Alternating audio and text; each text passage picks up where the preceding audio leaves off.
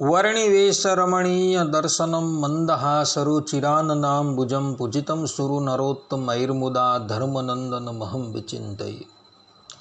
असतो मा षड्गमय तमसो मा ज्योतिर्गमय मृत्युर्मा अमृतं गमय। ओम शांति शांति शांति। अस्मद्गुरुसमारम्भां नाथयामुनमध्यमां लक्ष्मीवल्लभपर्यन्तां वंदे गुरु परंपरा। આજની જ્ઞાન સભાની અંદર પધારનારા બધા જ ભગવદ્ ભક્તોને વેદાંતાચાર્ય પુરાણ ઇતિહાસાચાર્ય અમે ફિલોસોફી શાસ્ત્રી રાકેશભાઈના હિતપૂર્વક જય સ્વામિનારાયણ। ભક્તો, આજની આ જ્ઞાન સભાની અંદર આપણે બધા એક બહુ જ મહત્ત્વના વિષયની ઉપર વાત શ્રવણ કરશું અને એ વિષય છે કે ભોજરાજ કંસે ભગવાન શ્રી કૃષ્ણને મારવાને અર્થે પૂતના, વત્સાસુર, બકાસુર ઇત્યાદિ દૈત્યોને શા માટે મોકલેલા હતા, આ વિષયની ઉપર આપણે થોડી વાત શ્રવણ કરશું। તો દેવી ભાગવતની અંદર ચતુર્થ સ્કંદ અધ્યાય 22 અને 23ની અંદર ભગવાન વેદવ્યાસજી જે કહે છે એ વાત જે છે એ શ્રવણ કરવા યોગ્ય છે અને જે શ્રવણ કરવાથી આપણે બધાને એ સ્પષ્ટપણે વિદિત થશે કે કંસે ભગવાન શ્રી કૃષ્ણને મારવાને અર્થે પૂતના છે, અગાસુર છે, બકાસુર છે इत्यादि ने शा माटे मोकलेला था। व्यास जी कहते हैं, प्रातः काल होते ही नंद जी के महल में पुत्रोत्सव मनाया जाने लगा। यह बात चारों ओर फैल गई। किसी दूत के मुख से कंस ने भी सुन लिया।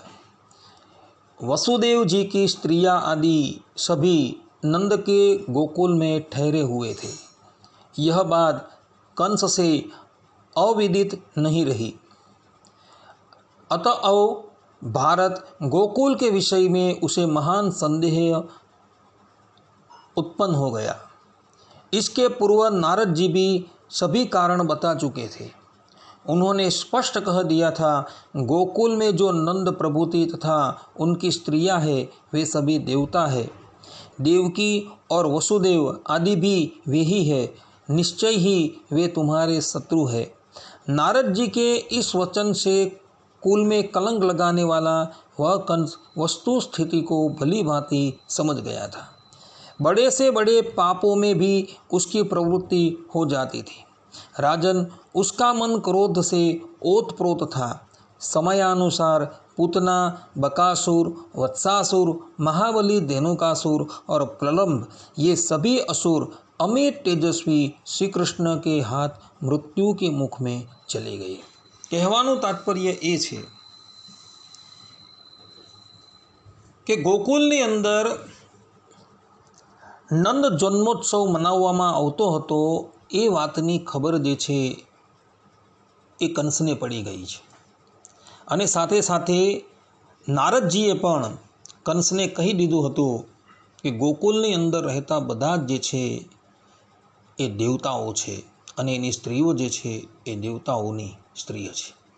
आ प्रमाणे ज्यारे कंसने आ वातनी खबर पड़ी गई एटले कंसे एक पछी एक दैत्योने भगवान श्री कृष्णने मारवा माटे मोकलेला हता। एटले कंस जे छे ए पहेलेथी ज जाणतो हतो कि श्री कृष्ण जे छे ए मारो काळ छे अने एटले माटे एमनो घात कराववाने अर्थे कंसे एक पछी एक पोताना सेवकोने श्री कृष्णने मारवा माटे मोकलेला हता। आनुं कारण आ छे। आ वात जे छे ए देवी भागवतनी अंदर स्कंद 4 अध्याय 22, 23 અને 24ની અંદર લખેલી છે।